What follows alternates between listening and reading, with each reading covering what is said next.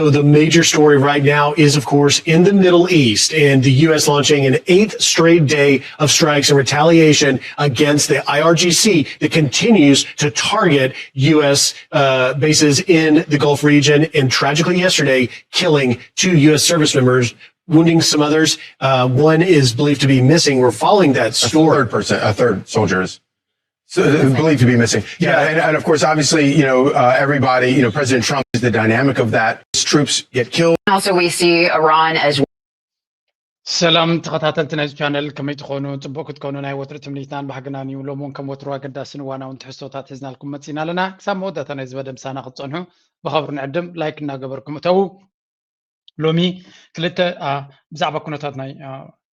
أمريكان إيران كنرينا كما دما هذا قداسي مزازم وانش عالم زنا برد ما قاو قل رياكشنز كنرينا مجمريا كم تري وزلوم أمريكا موت نايتهم كلتا وتحضرات ناتهم نايت تفي زلون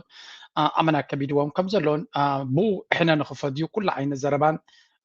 نجاراتن يزحترو كم زلو مجنزابي دلي سلازي نايزون كلتا زموتو زلوام زلو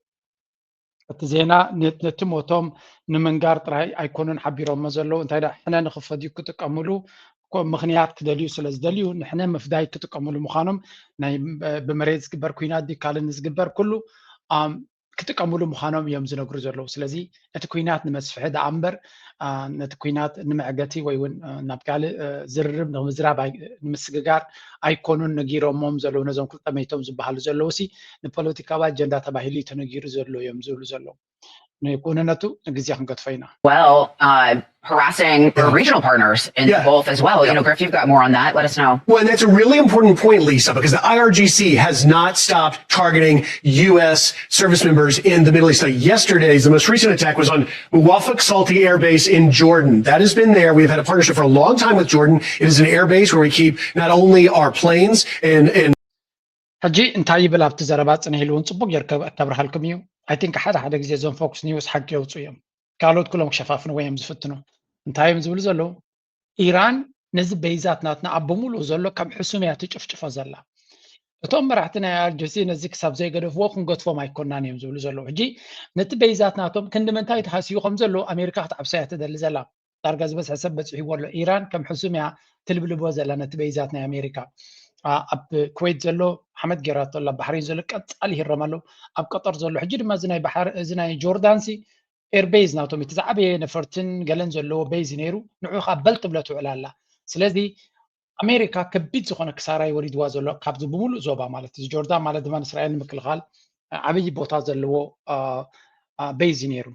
assets like that. We have Reapers there and other things. We believe, and we're waiting for the final assessment damage. We tragically know 2 service members were killed, but we believe that they may have hit some hangars possibly on Muwafaq Salti Air Base. And of course, the extent of damage, we don't yet know, but it was ballistic missiles that Iran was able to shoot. But it's not just in Jordan. Over the last several days, we've seen them attack Ali Salim Air Base in Kuwait, the Prince Sultan Air Base in Saudi Arabia, Al Udeid in Qatar. Exactly. In times of Lizalo, the Dunguilom يمكن أقولنا لكم نيرة هنا قد أقدم أبينا كاب قالت من شتات نجيرنا كم نيرنا تايز بزلو نزي أب جوردان زلو بيز تراي كون نهاري وان زلا هرمد الله دما بباليستيك ميسايل مال دما عبي ميسايليو نهاري كتكلا خلو زي كيلك عب عنو زور رديو سلزي أتناي بفلاي نزنا جوردان تهرمز نبرت نتاي يوم زبلو كالوت مس إسرائيل وجزء ترف سلزخونه نتن إسرائيل نخي هرمو زخل كل انكفاضات بموليات أرارك زلا إيرانيوم زلو لذي نزبوت هذا الناس خمد بمخادع أمريكا تبعنا جو تا بقص بقيرهم يوم إيران فليت أمه إسرائيل مهرام كبيديو مخنيات أمريكا بمولو سلز كلاخل إسرائيل قد كانت خالق تهرب من تسقال لو خين الله مالنا سلز نزب بيزاتنا أمريكا تدخين كايو إسرائيل فيتن خد قط وامون تزقال له أدل شعوي قوون زغل سلزي كم تريوزر لهم بعلهم زبلو زلو أب بحرين زلو أب سعودية زلو أب قطر زلو أب كويت زلو أب جوردان زلو قطع سب كل زلو بيزاتنا حنا قبلوا ولو حمد قبلوا ولو زد ما نزوم إيرانويان بقلة من قد غيرنا كان نسمعون كده لنا نابلي دزارب تقطعي دزارب سزي إيرانويان نتا جيم صبوق يرن فليت أما أب كل بوتات نتهارو مغلوساتهم بتتجاجامي أب حدا بوتا أب شو من تشعت بوتات ريم زهر مزلو أب ناي سيفيل بوتا هرميلو قالت تايدا عندنا توتهدروا عقمنا أمريكا زيرو مقبار ሰብ ክቕመጠሉ ዘይክእል እቲ በይስ ክፅገን ከም ዘይክእል ጌርካ ምድምሳሱ ምጭፍጫፉ ስለዚ እዚ ሓደ ከም ሓደ ዓብይ ስትራቴጂ ተወሲዱ ዝስራሓሉ ዘሎ እዩ ዶናልድ ትራምፕ እዚ ጉዳይ እዚ መጠን ዝቐፀለሉ መጠን ንሱ ነዚ ማዕበል እዚ ክቕይሮ ዘይከኣለ ብኡ መንፅር እቲ ሽግር ናቱ እቲ ፀገም ናቱ እቲ ስዕረት ናቱ ኣመና ክገድድ ምዃኑ ከስማዓኩም ኣሜሪካውን ከመይ ኢሉ ክነግሮ እዩ And the Fifth Fleet in Bahrain. Iran has continued to hit all U.S. assets in this area. There you go. You see that. This is where, of course, the Battle of the Strait of Hormuz is happening. But these Gulf partners and our assets there are absolutely at the mercy of Iran refusing to stop firing those missiles. And that is a great concern. And that is why the U.S. is continuing to stiffen its resolve. Now, our strikes, yes. بوغير تزاري بخيت تردو ስለዚ ولا ኳሳቶም ነቲ ወሽመጥ ሕርሙዝ ንምኽፋት ብዙሕ ፈተና ይገብርهم እንተለውጥ ሓይልናቶም ማለት ነው ኣሜሪካ እዚ ኩሉ በይዛት ናትና ኣብዘን ሃገራት ክልጅ ዘሎ ኣብ ኢድ ኢራን ተደርቢሎ ኣብ መርሲ ናይ ኢራን ወዲቁሎ ኣብ ምሕረት ናይ ኢራን ወይ ከዓ ኢራን ተደልያ ተሃርሞ ተደልያ ትገድፎ ኣብ ኢዳ ወዲቁሎ እዩ ዝብል ዘሎ እዚኣ ተሓቂ እያ እዚ በይዛት እዚ ኣሜሪካ ወላ ሓንቲ ክትከላኸለሉ ከም ዘይትኽእል ኣረጋጊፅ ኣላ ኣብዚ እዋን እዚ ስለዚ ከም ትሪእዎ ዘለኹም ንኢራን ኣዝዮም ቀለልቲ እዮም ብፍላይ ኣብዘን ኸሊጅ ዘለዎ በይዛት ኩዌት በሎ ባሕሬን በሎ ቀጠር በሎ ኢማራት በሎ እዚኣቶም እንኳላይ ስዑድያ ናይ ስዑድያ ቁርብ ርሕቕ ዝበለ ጂኦግራፊካሊ እውን ኣሎ ግን እዚኣቶም ኣዝዮም ቀረባ እዮም ንዓ እቲ ናይ በዓል ጆርዳን ርሑቕ እዩ ኣብ ርሑቕ ከይዳ እውን ክትሃርምን ከተድምዕን ምኻላ ኣብ ሱርያ ከይዳ ክትሃርም ምኻላ እቲ ሓይሊ ናይቲ ኢራን ከምኡ ድማ እቲ ክስቲ ና ጎልሒ ዝመፅእ ዘሎ እንታይ እዮም ዝብሉ ዘሎ እዚ ናይ እዚ ታርጌቲንግ ናቶም ኢራን ዝጥቀምሉ ዘሎ ዕላማታት ናይ ምጭማት እዚ ነገር እዚ ባዕሎም ጥራይ ክበፅሑ ወይ ኩሉን እዮም ዝብሉ ዘሎ እዚ ገለ ነገር ይሕግዞም ኣሎ ከምዚ ጌርካ ዕላማታትካ ሓደ ብሓደ ናራእኻ ልክ ዕላማታትካ ጥራይ ክትሃርብ ናይ ኢራን ኣፅዋር ኣብ ክንዱ ደረጃ ዝበፅሐ ይኮነን ባህልትዮም ነይሮም ስለዚ ገለ ነገር ስለዋ ገለ ጣቋስ ኣለዎ እዚ ጉዳይ እዚ እዮም ዝብሉ ዘለዉ መቸም እቲ ጉዳይ ከምዚ እዩ ኣብ መወዳእታ ኣሜሪካ እንታይ ክትገብር ትኽእል ናበይ ገፃ ክትከይድ ትኽእል እቲ ጉዳይ እምበር እቲ ገጢምዎም ዘሎ ስዕረት ቀሊል ከም ዘይኮነ ባዕሎም ኣሜሪካውያን እዮም ዝገልፁ ዘለዉ ካልእ ናይ ኢራን ሚድያ ወይ እውን ናይ ራሽያ ሚድያ ወይ ናይ ቻይና ሚድያ ኣይኮነን ዘጋልፆም ዘሎ ባዕሎም ናይ ኣሜሪካ ሚድያታት እቲ ኩንነት ምግላፅ ዘይተርፍ ምዃኑ ዝፈለጡ እዮም ዝዛረቡ ዘለዉ this is very important እዚኣ ኣስዕብልና መሓዝያ What Trump is facing here is a gigantic strategic loss that goes on forever and ever. And he'll just become the absolute deadest of doornails here, and nobody will want to be around him in Washington. And it's not just he won't get on Mount Rushmore, he'll become worse than Jimmy Carter, worse than Lyndon Johnson. Now, what is he doing? He's following and just to put it in terms people can follow, the Netanyahu. Well, okay, so if peace is a political loser, what do? You go to war. And it doesn't mean war is a certain winner, Andrew. But just think about it for Trump. If we're really in the middle of a giant war come in November, that makes the Insurrection Act a lot easier to do. So people just aren't thinking, I think, firmly enough. So I have been also studying. Professor Robert Pep kam ሕረት የብሉን ዶናልድ ትራምፕ ምሕረት ዝበሃል የብሉን ዶናልድ ትራምፕ ኖርማል ዝተሰዓረ መራሒ ይኮነን ክኸውን ኢሉ እቲ ዝኸፍአ ዝተሰዓረ መራሒ ናይ ኣሜሪካ ይክኸውን ኢሉ በዓል ካልኦት ከምኡ ዓበይቲ ስዕረት ዘጋጥሞም መራሕቲ እናጠቐሰ ጂሚ ካርተርን ካልኦትን ካብኦም ዝሓመቐ መራሒ ክኸውን ኢራን ክወፅእ ዘይክእል መሳምሪ ትብሉ ኣለዉ ኢሉ እዚ ኢራን ትወቅኦ ዘላ ኢራን ተመዝግበሉ ዘላ ዓወታትን ትፈጥረሉ ዘላ ፀገምን ፈፂሙ ክፈትሖ ይክእልኒ ኢሉ ወርሒ 11 ድማ ናይ ፍርዲ ሰዓትን መዓልትን ትፅበየላ ኢሉ ድሕሪኡ ዝመፅእ ሽግር ድማ ካላርስቲ ይብል ኣሎ ስለዚ እዚ ጉዳይ ንሪኦ ዘለና ንዶናልድ ትራምፕ እንታይ ክገብር እዩ ሕጂ ናብ ኩናት ተመሊሱ ኣሎ ኢሉ ገሊፅዋ ናይ ነተንያሁ ኣገባብ ክኽተል ጀሚሩ ኣሎ ኢሉ እንታይ ይስኸ ሰላም ዘይርባሓካ ምስ ኮነ ናብ ውግእ ትመለስ ኢሉ ነተንያሁ ብሰላም ከም ዘይረብሕ ፈሊጡ ነዊሕ እዋን ገይሩ ኣሎ ሰላም ንእስራኤል እንተመፅኡ ነተንያሁ እስር ቤት ከኣትዩ መዓት ናይ ብልሽውናን ናይ ኮራፕሽንን ከይዝስ ኣለዎ ሰላም እንድሕር መፅኡ ናብ እስር ቤቱን ካብ ስልጣን ክግለፍ ከም ዝኽእልን ይፈልጥ ስለዚ ዘይውዳእ ኩናት ክፈጥር ክኽእል ኣሎ ኣብ ስልጣን ንክፀንሕ ዶናልድ ትራምፕ ድማ ናብኣይ እትይዎ ዘሎ ኢሉ ሰላም ምስ መፀ ኩሉ እቲ ስዕረቱ ዓለም ክትፈልጦ ስለ ዝጀመረት እንታይ ክትገብር ኢኻ ውጊ ጀሚርካ ወሽመጥ ሕርሙዝ ክትከፍእ ዘይትኽእል እንድሕር ኮንካ እንታይ ክትገብር ኢኻ ትውጊ ጀሚርካ ወሽመጥ ሕርሙዝ እኮ ቀደም ክፉት እዩ ነይሩ ብዛዕባኡ ከማን ክትዛረብ ኣይግባእካን እዩ ክብልዎ ምስ ጀመሩ በቃ ኩናት ጀሚሩ እዩ እንታይ ማለት እዩ ሰላም ዓብ ክሳራ ከም ዘለዎ ዓብ ብኮ ከም ዝፈጠረ ስለ ዘግህዶ ዘሎ ኣብ ኩናት ክሕባእ ክፍትን ኢሉ ወየቱ ኩናት ድማ ሓደገኛ ኢሉ ኩናት ድማ ንዶናልድ ትራምፕ ዝገደደ ስዕረት ይዘምጻሉ ዘሎ ዝገደደ ክሳራን ዕንወትን ይዘምጻሉ ዘሎ ኢንፍሌሽን ኣብቲ ሃገር ክመጽእ ቁጠባዊ ቅልውላው ክመጽእ ስለዚ እቲ በይዛት ናይ ኣሜሪካ ይረማሎ ጥራይ ዘይኮነስ ነዳዲ ወጽእ የለን እዚ ቁጠባዊ ፀገም ድማ ፀኒሑ ናብ ኣሜሪካ ግምጥል ኢሉ ክመጽእ ምክንያቱ ኣሜሪካ ብዙሕ ንብረታ ካብ ካልእ ዓለማት እያ ትገዝእ ዘን ካልኦት ዓለማት ነዳዲ እንተደይብለን ነገራት ክቡር ክኸውን ንኽትሰርሖ ንኽሸጦ ድማ ይኸብር ማለት እዩ እዚ ኢንፍሌሽን ኢልና ንፅውዖ ወይ ከዓ ምንሃር ዋጋታት ኢና ንብሎ ስለዚ ነዳዲ ሓደ ካብቲ ኣገዳሲ ባእታ ናይ ፕሮዳክሽን ናይ ከተፍሪ ዝኾነ ነገር ብዘይ ነዳዲ ዝኸውን ብዙሕ ስለዘየለ ነዳዲ እንተኸቢሩ ኩሉ ነገር እዩ ዝኸብር ምስኡ ኣብ ልዕሊኡ ድማ ነዳዲ ንመጓዓዝያ ስለ ንጥቀም ተን መራኽብን ተን ካልኦትን ነቲ ንብረት ካብ ሓደ ቦታ ናብ ካልእ ቦታ ዘብፅሓ ዋጋ ናተን ካብ ወሲኹ ስለ ዘሎ መንገዲ እውን እናተዓፅወ ነዊሕ ርሕቀት ክኸዳ ስለ ዝግደዳ መሊሱ ነገራት ንክኸብር የገድድ እዚ ማለት ድማ ንዶናልድ ትራምፕ ንስልጣኑ እቲ ዝዓበየ ፈተናን ሓደጋን ማለት እዩ again the biggest trap ዝኸፈ መፈንጠራን ሽግርን እዮም ዝብሉ ዘለዉ ስለዚ እዚ ኩሉ ምስ በዝሖ ዶናልድ ትራምፕ እንታይ ክገብር ኣለዎ ገለ ነገር ዕረፍቲ ይደሊ ዕረፍቲ ድማ ኣብ በቃ ወላ ንዓኻ ዘይምችእ ይኹን ኣብ ኸይድካ ዕረፍቲ ምንዳዩ እስከ ንእሽተይ ብሬክ ክንገብረልኩም ኣብቲ ዋንጫ ዓለም ገፁ ክገብሮ ዝቐነየ ድራማታት ክንርኢ The World Cup victory has sparked celebrations across the world, from the Spanish royal family and political leaders to football clubs and sports stars. Congratulatory messages have flooded in for La Roja after their historic triumph. Take a look at this.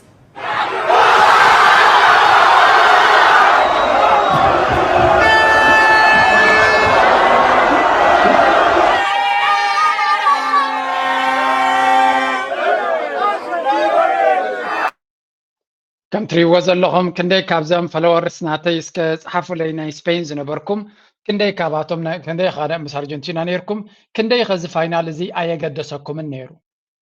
ማለት ባዕሎም ፈልጡ ኢልኩም ምስ ፈረንሳይን ወይ ምስ እንግሊዝን ስለ ዝነበርኩም ባዕሎም ፈልጡ እዚኦም ኩሎም ሓደ እዮም ኢልኩም ዘይተኸታተልኩም እስከ ፀሓፉለይ ኣብቲ ኮሜንት ሴክሽን I would like to see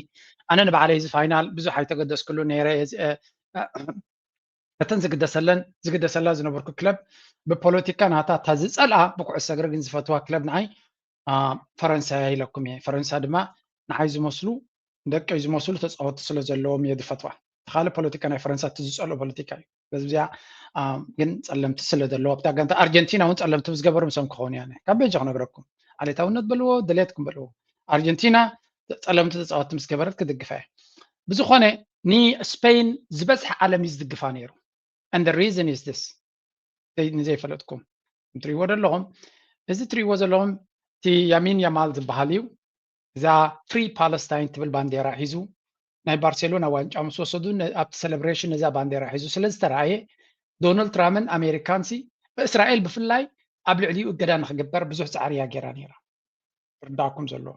ኢንፋክት ኣብ ገለ ፖይንትስ ንኣሜሪካ ይኣቱን ኣብቲ ዋንጫ ዓለም ቪዛ ክክልከል እዩ ዝብል ዘረባ እውን ነይሩ እዩ ስለዚ ሓደ ካብቲኣቶም ንፍሪ ፓለስታይን ስፔን ማለት ስፔን ካብ ሙሉእ ኤውሮጳ ቁፅሪ ሓደ ንፈለስጤምን ንጋዛን ደው ዝበለት እያ ወላ ኩናት ናይ ኢራን እውን እንተኮይንኩም ስፔን በይዝና ይንህብ ወላ ክላየርና ይንህብ ምክንያቱ እዚ ውግዚ ናይ ዕንደራ ኩናት እምበር ብዩናይትድ ኔሽንስ ዝተደገፈ ጀስቲፊኬሽን ዘለዎ ኩናት ኣይኮነን ብምባል ፔድሮ ሳንቸስ ፕራይም ሚኒስተር ናይ ስፔን ንዶናልድ ትራምፕ ብውሊኻ ነቲ ንስኻ ትገብሮ ዘለካ ዕንደራዊ ኩናት ድማ ኣይንድግፍን ኢና ኢልዎ ስለዚ ስፔን ንጋዛ ንፈለስጤም ድማ ከም ሃገር ተቐቢሎም ኤምባሲ ናቶም ንክኸፍቱ ዝገበርዎም ናይ መወዳእታ ትብዓት ኣብዚ ጉዳይ ናይ ጋዛ ሞራላዊ ሓላፍነቱ ዝተሰከመ መራሕን ሃገር እንተሎ ስፔን እዩ ካልኦት ኩላቶም ንነተንያሁ ንምሕጓስ ወለቕ ዘለቕ ክብሉ ኢና ርኢና ስለዚ ንስፔን ከዓ ካልእ ዘይተደለየ ኣድቨርታይዝመንት ካ ተኻይድሎም ነይሩ መን ገይሩሎም እቲ ኣድቨርታይዝመንት ምናልባት I think somebody should have told this ንነተንያሁ ከምኡ ንኸይገብር ከጠንቀቕዎ ነይሮም ግን ንነተንያሁ ከመን ከጠንቀቆ ዝኽእል ሓንቲ ቪድዮ ኣላኸሪኩም እንታይ ገይሩ መስለኩም እዚ ንባዕሉ ኣብ መና ተፀሊኡ ስለ ዘሎ ገለ ተፈታውነት ንክረክብ ብዙሕ እንዲ ዝፅዕር ዘሎ እቲ ቤንያሚን ነተንያሁ ነቲ ዘለዎ ዝና ነቲ ወሪድዎ ዘሎ ሽግር ንምሽፋን ሓንቲ ቪድዮ ሰሪሑ ነይሩ ለንቀነ ንመን ንምድጋፍ ይረእይዎ ብዚ እዚ ትሪእዎ ዘለኹም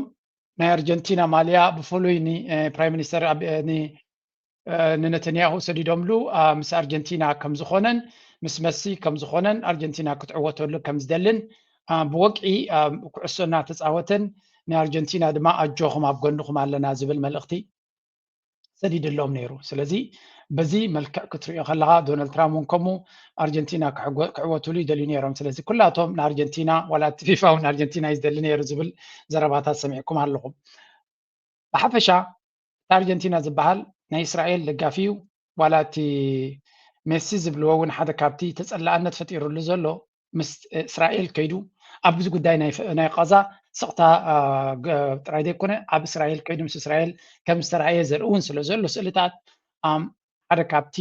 ዝብልዎ ዘለዉ ናይ ፈለስጤም ደገፍትን ናይ እስራኤል ደገፍትን እዮም ኣብቲ ዋንጫ ተሳቲፎም እዮም ዝብሉ ስለዚ ስፔይን በዚ መነፅር ክትሪኦም ከለኻ ዓብ ደገፊ ነይርዎ ምክንያቱ ኩናት ናይ ቀዛ ኢዝ ኖት ኖርማል ቲንግ ንቀዛ ምድጋፍ ማለት ከምዚ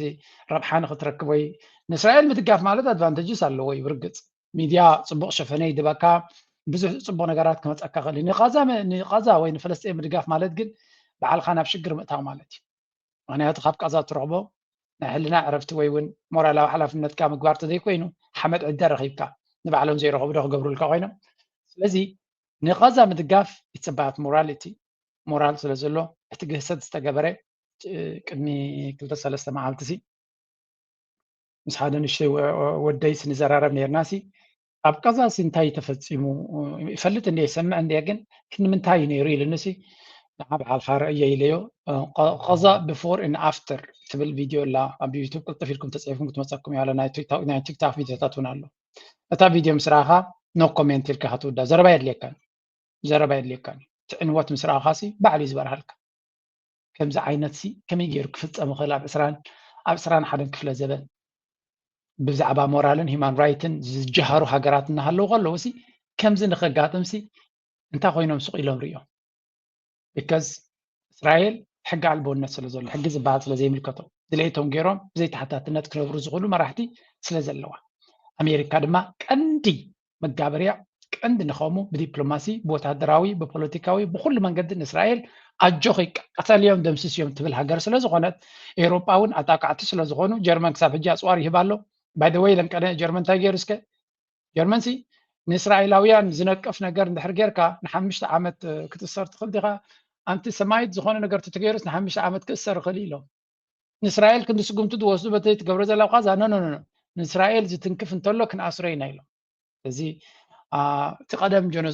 ብናዚ ገይሮም ዝፈፀምዎ ነገር ንዑ ንምክሓስ ተባሂሉ ካልኣይ ግዜ ሕጊ ዓለምን ፍትሕን ጥሒሶም ንሓደ ገበነኛ ክሕግዙ ይረኣዩ ኣለዉ ተባሂሎም ኣብ ሂትለር ሕማቕ ስለ ዝገበረ ካሕሳ ክህቡ ይግባእ ንእስራኤል ልክዕ እቲ ሂትለር ዝገበሮ ንትገብር ዘላ ሃገር ምድጋፍ ማለት ከንታይ ማለት እዩ ካልኣይ ግዜ ጀኖሳይድ ንክፍፀም ምትብባዕ ማለት እዩ ተቐደም ኣብ ልዕሊ ኣይሁድ ተፈፂሙ ሎሚ ግን እስራኤል ዝበሃል ዝፍፅም ዘሎ ንዑ ምሕጋዝ ማለት ድማ ካልኣይ ግዜ ኣብ ረሳሕ ገይም ምርካብ ማለት እዩ ንጀርመን ካብ anyway that's a different story እዚ ከምዚ ኢሉ እናሃለዎ ከሎ ስፔን መቸም ኣብ ዓብይ ሴሌብሬሽን ብኩሉ ነታ ፆታ ዝረኣኹማ እንተለኹም ሓደ በባዶሲ ስፔን ስዕርና ኢሎም ከማን ክሕገሱ ይግብኦም እዮም ሓደ 5 ጎል ክእትዉ ዝግብኦም እዮም ነይሮም ሰነፋት ኢለ ማን ሕሪቆም ነዮም ክንዲ ዝዕድላት ተባኽን ኣብ ልዕሊኡ ድማ ኣርጀንቲና ዝበሃል ጠቕላላ ኩዕሶ ይተፃወቱን እንዲዮም ኣርጀንቲና ንመጀመርያ ሓያል ጋንታ ኣብዚያ ገጢማቶም እዮም ዝብሉ ኦፍኮርስ ምስ ኢንግላንድ ዶሚኔት ገይሮም እዮም ኣይ ሃቭ ቱ ጊቭ ኢት ኢንግላንድ ማለት ገለ ዳኛ ዓሚፆም ብላብላ ክትብሉ ትኽእሉ እዮም ግን ኣነ ርአየ ምስ ግብፂ እውን ፀቕጢ ገይሮም እዮም ዋላ ግብፂ ፅቡቕ መርሕነት ሒዞም ተነበሩ ፅቡቕ ዝኾነ ፀወታ ኣርዮም እዮም ኣርጀንቲና ብኡ ናይ ደያኑ ገለመለ ገዲፍካ እንታይ ንማለት እያ ትማሊ ግና ይተፃወቱን ስፔን ኮምፕሊትሊ ዶሚኔት ገይሮም ቀይሕ ምስ ወፀ ጥራይ ኣይኮነን ቀይሕ ድሓር ይወፅ እዩ ቅድሚኡ እውን እንተኾነ ዳርጋ እቲ ስፔን ጎል ክእቱ ዘይከኣለ እምበር ባርሴሎና ይተቐይሩ ነይሩ ብዝኾነ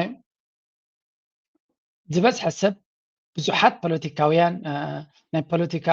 ኮመንቴተርስ እዮም ነቲ ኩነታት ብዓይኒ ፖለቲካ ዝርእይዎ ነይሮም ቢካዝ ኢት ኢዝ ኣባውት ፖለቲክስ ኣዝ ወል እቲ ፖለቲካ ድማ ኣብቲ ዝረስሐ ደረጃ በፅሒ ስለ ዘሎ እቲ ናይ ኣርጀንቲና ጋንታ ብዓሌትነት ዝፍለጥ ፀሊም ዘይብሉ ጋንታ እናበልካ መጃሃሪ ኩላታ ዓሌታዊት ዝኾነት ኣብዚ ኤውሮጳ ዘላ ኣሜሪካ ዘላ ንፀለምትን ካለን ትፀልእ ድማ ምስ ኣርጀንቲና ኮይና ዘላ ናይ ዓሌታውነት ደለ ምኾነ ናይ እስራኤል ምስ ምዃኖም ምስ ተፈልጠ ድማ ነተንያሁ ፅቡቅ ገይሩ ነቲ ምስጢራ ክህድ ምስ ኣበሎ ከምዚያ ገይሩ ማልዩ ሒዙ ድማ ሰብታይሉ ኦኬ እዚኣ ተወዲኣ ዘላ ጉዳያ ምክንያቱ ዋላ ገለ ነገር ክገብሩ ክእሉ እዮም ነዚያ ዋንጫ ንምውሳድ ምክንያቱ ማርኬቲንግ ኮይኑልዎም ኣለዉ ነቶም እስራኤል ሲ ነተንያሁ መራ ተፀልዩ ስለ ዘሎ በዛ ናይ ኣርጀንቲና ገይሩ ገለ ደገፍ ተረኸበ ኢሉ እዩ ገይሩ ኣርጀንቲና ብጣዕሚ ይበዲልዋ እዩ ዝበሃል ምክንያቱ ኣብዚ እዋን እዚ ነተንያሁ ክድግፈካ ማለት በዓልኻ ዝናኻን ተፈታውነትካን ኣብ ሽቓቕ ምእታው ማለት እዩ ነተንያሁ ሰብ ይፀልኦ ዘይኮነሲ ከም ዲያብሎስ ዝርዮ ሰብ እዩ ካብ ርግፅ ስለዚ እሱ ክድግፈካ ማለት ዝናኻ በዓልኻ ሸጥካ ምሻጥ ማለት እዩ ዝኾነ ምስ እስራኤል ኣርጀንቲና ዝበሃል ምስ እስራኤል ፅቡቅ ዝምድና ዘለዎ ስለ ዝኾነ ግደፎ ከመይ ትግበር ክብሎ ዝኽእል ነገር ኣይነበረን ሓደ ድዑልታ ነይሩ ኣብኡ እንታይ ከም ዝገብር እንታይ ከም ዝብልን ግን ዘይፈልጥ ጉድ እኮ ረኺብና እቶም ሰባት ኣታ ንዕባ ገለ ገበሩልና ንሕና እኮ በዚ ዓንጃል እዚ እንታይ ከም ንገብር እኮ ጠፊእና ሎምስ ኣይኖ ብዛዕባ መን ይዛረብ ከም ዘለኹ ዘይተረዳእኩም ከሎ ክእል እዩ Let me show you. New York, once again, US President Donald Trump has arrived ahead of Monday's FIFA World Cup final. He'll never get by me. I said, but when he does. Actually, but he helped, Johnny helped shape the game. You all helped shape the game and really bringing it to a level that father-in-law soccer is going to be a big blanket. But we're gathered tonight in New York City as we await the. ዝኾነ ዶናልድ ትራምፕ ዛዕባ ኩዕሶ እግሪ ዘለዎ ኣፍልጦ እዩ ዝነግር ዘሎ ኣፍልጦ ዝነገረሉ ድማ በዚ መንገዲ ድማ And the other player was just standing there. And he had plenty of time. He kicked it. It was within, I would say, a quarter of an inch of being perfect. And that was the end of the game. It was brilliant. And these great players, they seem to do that over and over again. They're just born with something extra. ዝኾነ ከም ትሪእዎ ዘለኹም ብዛዕባ ኩዕሶ እግሪ ዘለዎ ክእለት ዘይብሉ ክእለት ወይ ከዓ ኣፍልጦ ግን ብድፍረት ምዝራብ ናይ ዶናልድ ትራምፕ ማርካ ስለ ዝኾነ ነታ ዘይፈልጣ ነገር ብዛዕባ ኩዕሶ እግሪ እዩ ዝዛረብ ዘሎ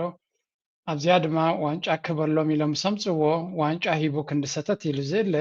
ዶናልድ ትራምፕ ሓሻ ምዃኑ ስለ ዘይተርፎ ምስቶም ስፔን ክሰኣል ደልዩ ኣብቲ ቪድዮ ክኣቱ ደልዩ ተኣለም ተበልካየ ከዓ ኣይርድኦን ይረዩ ኣበይ ተፀጊዒ ኣሎ ግድ እኮ እዩ ተዓተዓለ ተበሉ ኣቱ ሰባት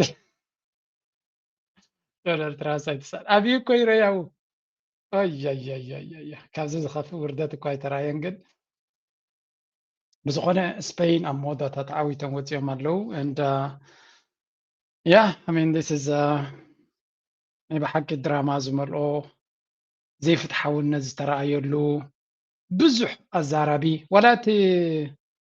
ዋንጫ ዓለም ኣብ ፍርቂ እንታይ ሪኢኹም ነርኩም ዘኪርኩም ማለት ዝኾነ ኣብቲ ማእከል ናይቲ ፀወታሲ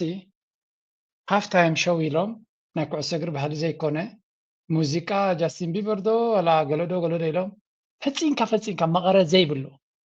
ነቲ ኩዕሶ እግሪ ነዚ ኩዕሶ እግሪ ኣብቲ ናይ ኣሜሪካ ፉትቦል ዝበሃል እንታይ ምዃኑ ሽሙ ጌጋ ዝኾነ ሃንድቦል እዮም ብኢዶም እዮም ፀወትሶም ናይ እግሪ ፀወታ ኣይኮነን ሃንድቦል እዩ ብኢድካ ተፃወቶ ፀወታ ብኢድካ እዩ ብእግርኻ ተፃወቶ ድማ ብእግሪ እዩ ፉትቦል ክንብል ከለና ብእግርኻ ኢኻ ትፃወት ብኢድካ እንድሕር ሒዝካ ፋውል እያ ባና ማኑ ይበሃል ንሳቶም ግን ብኢዶም እዮም ፀወቱ ሒዞማ ብኢድካ ሒዝካ ጉያ እዩ ስለዚ ጉያን ብኢድካ ሒዝካን ፉትቦል ኢሎም ነዚ ናይ ኩዕሶ እግሪ ድማ ሶከር ክብልዎ እዮም ዝፍትኑ እቲ ኣሮጋንስ ናይ ኣሜሪካ ንምፍላጥ ማለት እዩ ኩሉ ነገር ብግምጣል ጌርካ ከለኻ ኣንሕና ኢና ቁኑዕ ዘለና ምባል ማለት ዝኾነ ናይዚ ኩዕሶ እግሪ ባህሊ ንምቕያር ዘይተገብረ የለን 15 ደቂቃ ዕረፍቲ ዝነበረ 30 ደቂቃ ጌርካ ሙዚቃን ካልእ ዘየድሊ ጋሕመጥመጥን ንኣድቨርታይዝመንትን ንገለመለን ካልእ ሃይድሬሽን ብሬክ ተባሂሉ ኩዕሶ እግሪ ኣብ ክንደዩ ንማይ ተባሂሉ ኣብ ቀጠር ከሎ ምስቲ ኩሉ ረስኒ ከምኡ ይነበረ ኣብዚ ግን ተራኻ ንልካ ሃይድሬሽን ብሬክ ዶ ገለደ ንኣድቨርታይዝመንት ገንዘብ ንምእታው ፊፋ ገንዘብ ንክገብር ኢሉ ተገበረ ወላ እቲ ፀወታታት ኣብ ሰዓታት ዝኾነ ዝነበረ በቃ ማክሲማም ሰብ ክሪኦሉ ዝኽእል እናተባሃለ ኩሉ ነገር ብገንዘብ ጥራይ ዝልካዕ ነገር ኢና ሪና መዓት ብልሽውና ዝተራእየሉ ዋንጫ ዓለም እዩ ነይሩ እዚ ብዝኾነ ስፔን ስዒራ ምውፃእ ሓደ ካብቲ ቁሩብ ከማነት ዋንጫ ዓለም ሰብ ከይክዕቦን ብገይሩ ከዓ ኤክስ ከይሂቦን ምክንያቱ ኣርጀንቲና እንተተወስድ ነይራ ትራስት ሚ ዋንጫ ዓለም ዓብ ናይ ተቐባልነት ፀገም መጋጠሞ ነይሩ ምክንያቱ ነቲ ምስ እስራኤል ዝግበር ዘሎ እቲ ኣርጀንቲና ኣመፃፅኣ ናቶም እንተሪኢኻዮ ኩሉ ነገር ብዙሕ ተፀላእነት እዩ ነይርዎ መሲ ዝበሃል ወረቐቱ ብጣዕሚ እያ ተበላሽ ኣብዛ ዋንጫ ዓለም እዚኣ ስለዚ ኩሉ ኣነ ከዓ ከም ዝረኣኾ ድሓር ናይ ኣርጀንቲና ኣብ ኩዕሶ ዝገብርዎ ዝነበሩ ብፀገም ጥራይ ኮነ ዝፀገሞም ነይሩ እዚ ምስ እስራኤል ርክብ ምግባር ክሳብ ክንደይ ፀገም እዩ ዘለዎ ንእስራኤል ሰብ ፀሊእዎም ሜቱ ስለ ዘሎ ምሶም ርክብ ከም ዘለካ ተፈሊጡ ደን ኩሉ ግዜ ዓለቕ ትጥቀም ልዕልና ሕግዝ ኣለካ ሕግታት ክትጓዓፅስ ክትፍትን ከም ዝኾንካ ገይሩ ይክሸጠካ ከምኡ ዓይነት ፕሬዘንቴሽን እዩ ዝግበረልካ ስለዚ ኣነ ብዛዕባ ኣርጀንቲና ዝሪኦ ቪድዮታት ነቲ ኩዕሶ ኩሉ ስለዘይከታተሎ በቃ ዳርጋ 27 ደቃይቅ ኣርጀንቲና ዝሰረቅዎ ከምዚ ዝገብሮ እናተባሃለ መወዳእታ የብሉን ቪድዮታት ዝግበር ኤኒዌይ መወዳእታ እንተወሓደ ኩዕሶ እግሪ ትቅነና ቅኑዕ ፅቡቅ ፀወታ ዝተፃወተ ጋንታ ናይ ብሓቂ ዝግብኦ ነቲ ዓወት ተዓዊቱ ወሲድዎ ኣሎ ስፔን ፅቡቅ እዮም ተፃዊቶም ንፈረንሳውን ዶሚኔት እዮም ገይሮማ ኣብዚ እውን ዶሚኔት እዮም ገይሮም ስለዚ እታ ዋንጫ ትግብኦም እያ ናይ 2010 እዩ ዘዘክረካ ስለዚ ካልኣይ ግዜ ዶሚናንት ፎርስ ኮይኖም መፅኦም ዋንጫኦም ተቐቢሎም ማለት እዩ ሶ ኤኒዌይ ኩሉ ምስ ረኣኻት ጉዳይ እንኳዕ ከማ ተዛዘመ ብሰላም ይኸ Spain dominated, but it was a very close match. So it was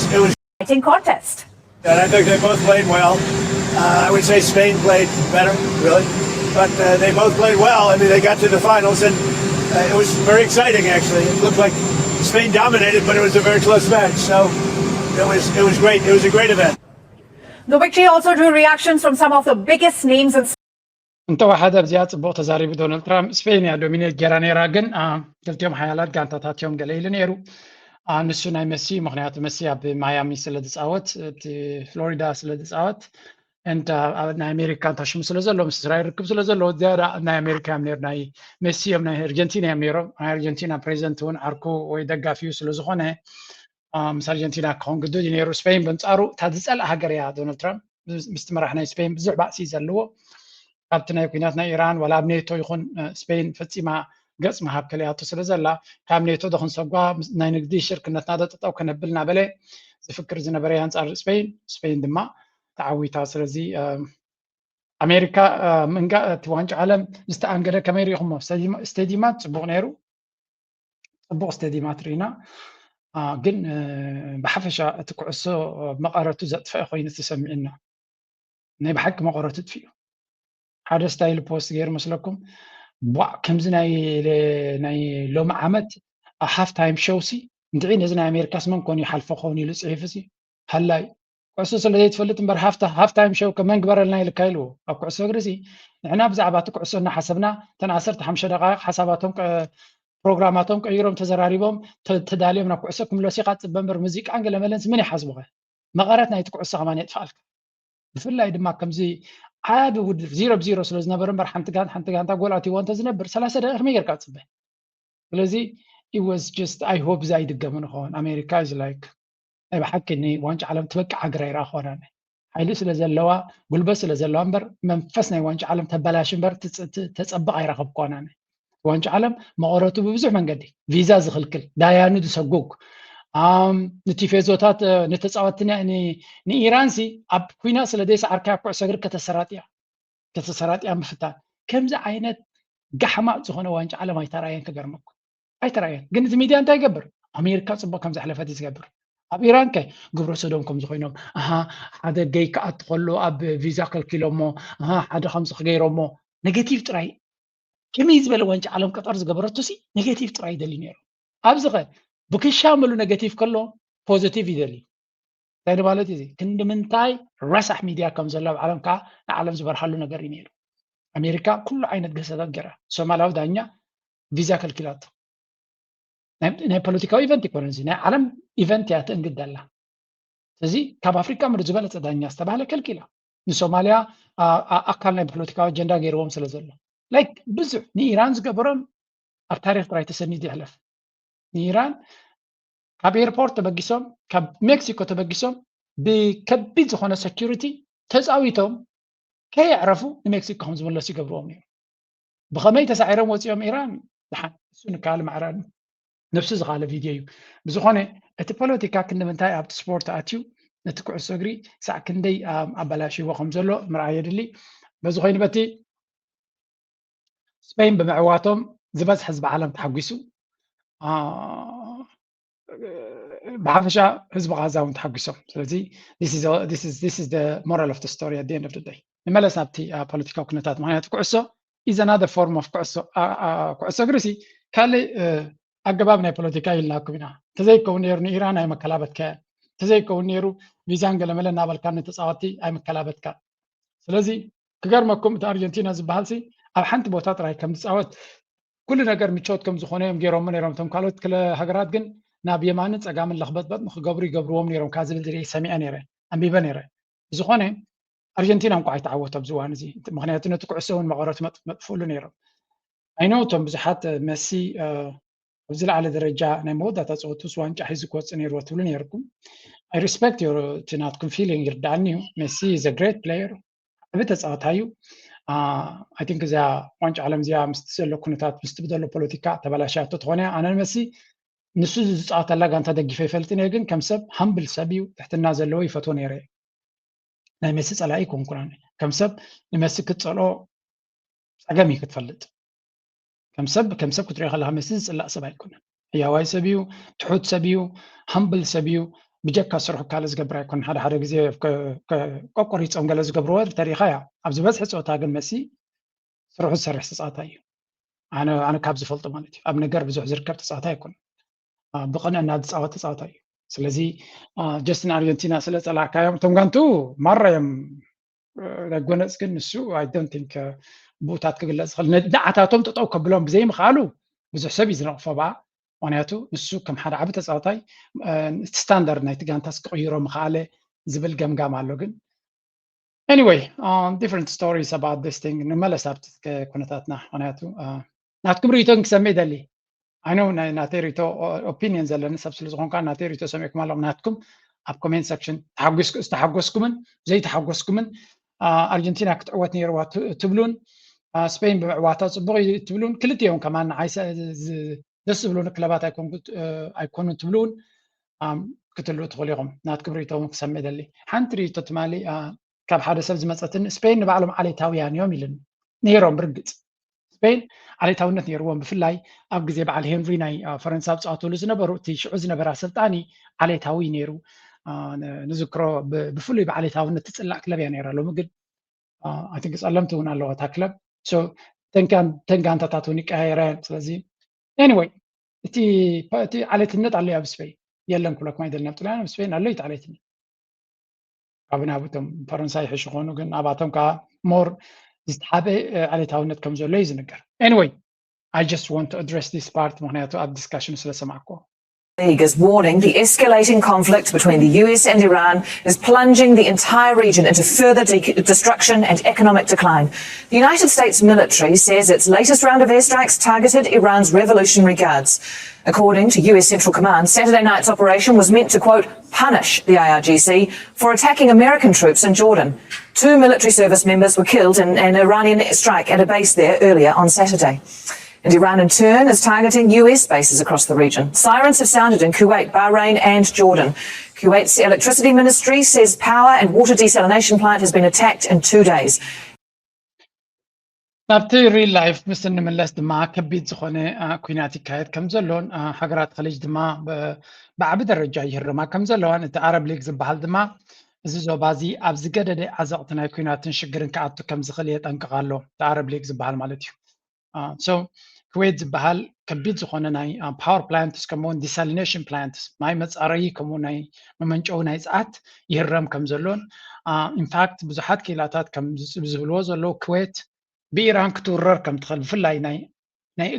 ኣጋር ሰራዊት ውግእ እንተተጀሚሩ ኣሜሪካ ናብ ኢራን ገፃ ክትገብር ስለ ትኽእል ዝበሃል ዘሎ ከም በንፃር ካውንተር በዓል ኩዌት ከም ሃገራት ኣብ ከቢድ ፈተና ክኣትዋ ከም ዝኽእላ ዝገልፅ ሓበሬታ ብዙሕ የንብብ ኣሎ ኣይሆፕ ኣይገብርዎን ይኾኑ ተስፋ ንገብር እቲ ኩነታት ናብ ሰላም ክምለስ ግን እቲ ኩዌት ዝበሃል ሓደ ካብቶም ብዙሕ ወታደራት ናይ ኣሜሪካ ዘለዎ እዩ and ከቢድ ዝኾነ ኩነታት ተፈጢሩ ከም ዘሎ እዩ ዝንገር እስከ ናይ ኢራናውያን ርእይቶ ክንሰማዕ ኣብዚ እንታይ ይብሉ ኣለዉ ኢራናውያን many soldiers as it can if the Americans try to kill as many Iranian soldiers as they can. So again, the American soldiers are not holy. They're if anything, it's the Iranian soldiers who are the saints here because they're defending the country that's the victim. And it was the United States that violated and tore up the MOU effectively. They basically violated every single article. They refused to force the Israelis to leave Lebanon. They added new sanctions, another violation of the deal. They refused to እንታይ ዝብል ዘሎ ፕሮፌሰር መሐመድ ምራንዲ ሰራዊት ናይ ኣሜሪካ ተቐቲሎም ኢሎም ጫውጫው ዝብል ይሰማዕ ኣለኹ ኢሎም ይቐተልዎ ሰብ እንዴም ተቐትሉ ዘለዉ ኢሉ ሰራዊት ናይ ኣሜሪካ እኮ ግፍዐኛ ሰራዊት እዩ ኣብዚ እዋን እዚ ኢሉ ቅዱስ ሰራዊት ኣይኮነን ቅዱስ ሰራዊት ዝበሃል ናይ ኢራን ክኸውን ዝኽእል ኢሉ ተዋሓደ ኢራን ኣብ ዓዲ ዝመውት ዘሎ ህዝቡን ሃገሩ እናተኸላኸለ እዩ ዝመውት ዘሎ እቲ ኩናት ድማ ኣብ ዓዲ መፂዎ ዘሎ እምበር ከይዲ ይኮነ ዝዋግኦ ዘሎ ስለዚ ሰራዊት ናይ ኣሜሪካ ፅቡቅ ገይሮም ክመትዮም ድሕሪ ኩነታት ቀፂሉ ኢሉ ምክንያቱ ይቐትሉ ስለ ዘለዎ ኣብዚ ዓዲ ክቐትሉ ኢሎም መፅኦም ስለ ዘለዉ ንሳቶም ዘይቀተልሉ ምክንያት ክህሉ ኣይክእልን እዩ ዝብል ዘሎ ስለዚ እቲ ኩናት ኣብ ካልእ ኣጋጣሚ እውን ዝገልፆ እዚ ሕጂ ዝግበር ዘሎ መጥቃዕቲ ናይ ኣሜሪካ ብኣጋር ኩናት ክገብሩ ወይ እውን ኣብ መሬት መፅኦም ክዋግኡ መደብ ከም ዘለዎም ይትገምጋም ዘሎ ብኢራን ኢሉ ስለዚ ዝገብርዎ ዘሎ መጥቃዕትታት መንገዲ መኽፋትን ቦታ ንምፅራግን ዝገብርዎ ዘሎ መጥቃዕትታት እዩ ስለዚ እቲ ኩናት ናብ ዝኸፈ ደረጃ ናይ ምኻድ ተኽእሎ ከም ዘለዎ እዩ ዝነግር ዘሎ ብጣዕሚ ዘሕዝን ክፋል እዩ ስለዚ ኣገይን ብወገን ኢራን ከቢድ ኩናት ክመፅእ ከም ዝኽእል ገምጋም ከም ዘለዎምን ትፅቢት ከም ዘለዎምን እዩ ዝንገር ኣሜሪካ ከም ገሌላ ናብ ኩናት ክትምለስ ምዃና ግን ብኢራን ውዱእ ነገር እዩ ነይሩ ቁሩብ ካልኩሌሽን ናቶም ኣብ ወርሒ 10 ኣቢሎም ይመፁ ኮኑ ዝብል እምበር ኣብዚ ሕጂ ተፀበዩ እቲ ኩናት ግን ናብ ኩናት ምምላስ ዘይተርፍ ምዃኑ ገምጋም ነይርዎም ስለዚ ኣገይን ናቲንግ ሰርፕራይዚንግ እዩ ዝብል ኣብዚ ኩሉ እቲ ዝግበር ዘሎ ካብ ትፅቢት ናይ ኢራን ወፃኢ እውን ኣይኮነን ኢራናውያን ዝፅበይዎ ዘለዉ እዩ Return Iran stolen assets that was supposed to happen on day one. They continue to make threats against Iranians, the country, the leaders. That's in the MOU. That's a violation. They reimposed the sanctions on the oil sector after just ነቲ MOU ወይ ከዓ ነቲ ተሰማምዑሉ ስምምዕ ብሙሉእ ካንስል ገይሮም ብሙሉእ በንፃር እዮም ዝሰርሑ ዘሎ ኣሜሪካን ኢሉ ብሙሉእ ኣብ ሊባኖስ ዝተገበረ ቁፅሪ ሓደ ዓንቀፅ ኣብኣ ከለዎ እዮም ኣፍሪሶሞ ብወሽመጥ ሕርሙዝ ኢራን ከተመሓድሮ ዝግባኣ ዝበልዎ ጠቕላላ ኣቋሪፆሞ ገንዘብ ኣብ ቀዳማይ መዓልቲ ናይቲ ስምምዕ ኣብ ቀጠር ከሰጋገርዎ ዝግባእ ኣየሰጋገሩን እገዳ ልዕሎሞ ዝነበሩ መሊሶሞ ስለዚ ኣሜሪካ ብሙሉእ እቲ MOU ጥሒሳቶ ናብ ኩናት እያ ትኸይድ ዘላ እዩ ስለዚ ሓድሽ ነገር ወይ ፍሉይ ነገር ኢራን ዝገበረቶ የለን መን እዩ ዘበላሹ ዘሎ መን እዩ ፅይቕ ዘሎ ክትፈልጥ ተደሊኻ ንኣሜሪካ ቼክ ምግባር እዩ ኣሜሪካ ነቲ ኩሉ ነገር ተብል ዘላ ኢራን ድማ ነቲ ዝመፀ ዘሎ ኣብ ምምካትን ኣብ ምምላስን እያ ዘላ እዩ ዝብል ዘሎ ስለዚ ብሓፈሻ ከም ንሪኦ ዘለና እዚ ኩነታት እዚ ናብ ክብድ ዝበለ ሽግር ክኸይድ ዝኽእል ምዃኑ ይነገር strikes largely were hitting places along the strait in Bandar Abbas and other areas, but in the wake of these two service members being killed, you can only expect things to increase. Former Secretary of State Mike Pompeo saying this a little bit earlier. Listen. This is part of a continued strategic campaign on behalf of the Trump administration to do what President Trump talked about at the outset of this, right? Surrender from the Iranian regime. President Trump has tried to find a path forward that didn't require that, but the Iranians have clearly demonstrated they have no interest in anything short of that. So this effort will continue. We will diminish their capacity to control the strait, and this is about nothing less than Western civilization. Are we going to allow someone like a regime in Iran, a terrorist regime that has killed? ከም ትሪእዎ ዘለኹም ኩናት ክቕፅል ምዃኑን ኢራን ኣሜሪካ ሕንያ ክትፈዲ ከም ትኽእል ናይቶም ዝሞቱ ወታደራት ዝብልዎ ዘለውን ኣሜሪካ ድማ ኣብዚ ጉዳይ እዚ በቲ ናይ ቀደም ሚኒስትር ጉዳያት ወፃኢ ናይ ኣሜሪካ ዝነበረ ዝብሎ ፀነ ማይክ ፖምፔዮ ማለት እዩ ረብሓታትና ነቲ ወሽመጥ ሕርሙዝ ንምቁፅፃር ኩሉ ነገር ንምግባር ክንዋጋ እዩ ዘለና ኣብ መወዳእታ ድማ ምዕራባዊ ምዕባለ ወይ ከስልጣነ ዌስተርን ሲቪላይዜሽን ብሓደ ናይ ፐርሽያን ሲቪላይዜሽን ክሰዓር ይኽእል ዳይክልን ከዓ ኣብ ምልክት ሕቶ እዩ ዝኣቱ ዘሎ ኢሉ ስለዚ ብናይ ፐርሽያን ሲቪላይዜሽን ክንሰዓር ኣይንኽእል ኢና ትዕቢት ድማ ነቲ ናይ ምዕራባውያን ትዕቢት ናትና ዝና ናትና ሓይሊ እውን እዩ ኣብ ምልክት ሕቶ ዝኣቱ ዘሎ ስለዚ ግድን ክንስዕር ኣለና ዝመስል ናይ ዕቡያ ዘረባይ ዝስማዕ ዘሎ ወል ሮማን ኢምፓየር ገለ ካብቲ መበገሲ ናይቲ ዌስተርን ሲቪላይዜሽን ሮማን ኢምፓየር ኣብዚ ተሳዒሩ ኣብዚ ቦታ እዚ ኣይተዓወተን ተሳዒሩ ይወፅዩ ስለዚ ኢራናውያን ኢሎም እዮም ኣብ ፐርሽያ መፅዩ ዝሰዓረ የለን ንግዚኡ ክትዕወት ትኽእል ኢኻ ኣብ መወዳእታ ግን ፀረትካ ጎሲምካ ጥራይካ ትኸይድ እዚ ቦታ እዚ ፀላኢ ዝዕወተሉ ቦታ ኣይኮነን እዮም ዝብሉ ኢራናውያን ታሪክና ንዘይፈልጥ ከይዱ ከነብብ ክእል እዮም ዝብሉ ስለዚ ኢራናውያን ተሰዓርቲ ህዝቢ ይኮኑ ሰዓርቲ ህዝቢ እዮም ኣብ ዓዶም ኣብቲ መሬቶም ተመፂኻዮም they have a very clean history ስለዚ ክሳብ መወዳእታ ክዋግኡ ዝኽእሉን ኣብ መወዳእታ ዝዕወቱ ህዝብን ምዃኖም እዩ ዝንገር ስለዚ ኣብ ካልእ ከዓ ክስዕሮም ትኽእል ትኾን ኢኻ ኣብታ ቦትኦም መፂኻ ግን ኣዝዩ ከቢድ ምዃኑ ብዙሓት ተመራመርቲ ናይ ታሪክ ዘነፅሮ ሓቂ እዩ ስለዚ كيدو خيدو نابي كبت كونتات نجزي نقد فوق كبيت سخونة كونتات يقاتم كم زليز نقر. On 28th of February, we see a nuclear power plant in Iran is being hit by American projectiles. And Iranians are saying that on Sunday they have downed 2 American MQ Reaper drones. These are quite expensive and sophisticated drones that are being used both for surveillance and also for attacks. In some cases, they have been used for assassinations as well. The most famous one is the one in 2020 when Qasem Soleimani was assassinated. كم تريوز اللهم إيران بزع درونات أمريكا تحرم كم زلاون ينقر فلا إذن كبرات درونات عبيت درونات نسرفيليانس نسليا نفولي متقعتي نفولي علامات نمهر مزد كمولان كبرات عبيت درونات ودياتن يكتبل تخليها بزع زيها كمان تحرم زلا ولا بجوردان ون بزع كم زحرمتي زنقر كمان درونات ولا كاب سماي بزع هاودي قادلا سلازي حركة بتي درونات ناي أمريكا زقاتهم زلو كسارتات قليل كاكر زخلا يكون سلازي إيرانويان زعكل مختن زعكل حدقاتاتن يوم زفترو زلو التكوينات نابي قصو يخيط كم زلو أبي بوتا قندي هرام كم زلو يوم تريو زلو داركا بمولن زي ميدل إيست زبال بمولو يزهرام زلو بمولو بجاكا ليبانوسن ليبيان إيران نخل يتهرم زلو يوم زلو درو نخل حريم الله ساكاب سابج مالت جوردان سايبرس ولا أذربيجان ونابت مجمري حريم منيرم أبتعت دما كلهم بحرين قطر UAE عمان سعودية الكويت العراق كلهم زيهم تحريمهم يمزلوا أبناء إيران تحرقت أتيهم تحرم يوم إسرائيل حويس كمان لذي الجون انتقونات كونتات نابيجا سوق خيدي انتهي كهونيو what is gonna be next we don't know جن اتكونتات ساكن داي كبين مقانون نابي خيد كم زخلن نحن لما نعون كلنا تخطاتلنا أبجزيونا بساعتهم كنا بكون كم فتنينا كم وترو ناتكم ريتو ناتكم حساب نزا channel دقفو بزو تصابوت هاتي زلوها تم كل جزية تقدسكم تحجزوا لايك ناقبركم كومنت ناس أحفكم تصبغ تحسك كم زدالو تقلصون أقداس يونتي channel مغنياتو التي عيناتهم كل تحبريتاون incorporate لزقبرو يحجزيو نلو مارس أبزغ ودي لايك مقبار أي ترسعوا أبزغ الفيديو يراغبنا تصبغنا تمنه thank you goodbye